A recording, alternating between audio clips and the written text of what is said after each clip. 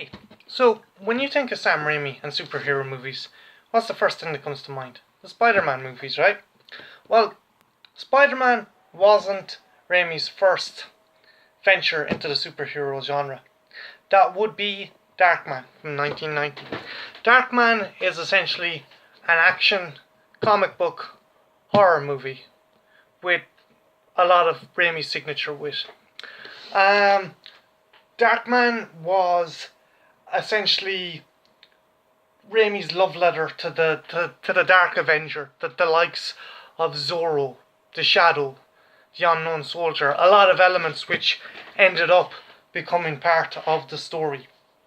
The story itself centers around a doctor played by a then up and coming Liam Neeson. He played Dr. Peyton Westlake, a man who's horribly disfigured by thugs who are led by Larry Drake.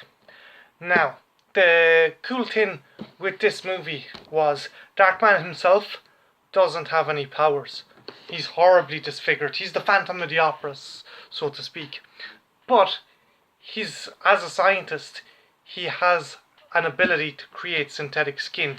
So the elements of the Unknown Soldier comes in here, where he makes masks to impersonate members of the gang, to sabotage their operations, and to assassinate and kill various members of the gang.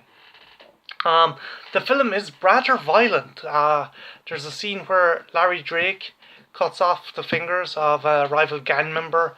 Ted Raimi, Sam's brother, has a cameo as one of the mobsters who gets his head put up in front of a moving vehicle from under a sewer line. Liam Neeson's acting, he plays a very unhinged kind of superhero, not a very nice guy. There's even a scene where he breaks the wrist of a carnival attendant. He loses his temper. It's a very visceral movie, but it's also a very funny movie.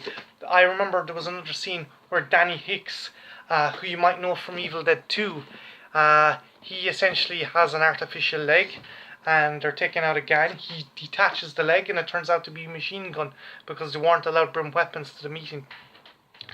The camera angles, the music, the slapstick, it's all quintessential Sam Raimi. While the acting isn't top notch, it's still a fun movie, and you still hope that Peyton Westlake gets his revenge on these thugs. Larry Drake, who plays Durant, I've been calling him Larry Drake through the thing, apologies. Larry Drake, who plays Durant, is a fantastic villain. He has a very kind of comic book flair to him. Frances McDormand also plays Peyton Westlake's love interest. It's essentially just a revenge superhero movie, a very violent and gritty superhero movie. Would it be for everyone? I think anyone could go in and enjoy Darkman. It's essentially a very kind of pulpy, kind of old school kind of story. It's not very grounded in reality. You're not going to get any kind of like Dark Knight kind of seriousness of it. It is very much a creature of pulp and comic book from the age, and you can tell from this movie that Raimi is actually a comic book fan, and I think a lot of elements from Darkman found their way into the Spider-Man movies. So my final thoughts on Darkman: it's a fun movie. It's a movie worth checking out, and if you can, check it out. You can probably find it on Netflix. It goes very cheap on DVD. I don't know if it's out on Blu-ray yet. One more thing.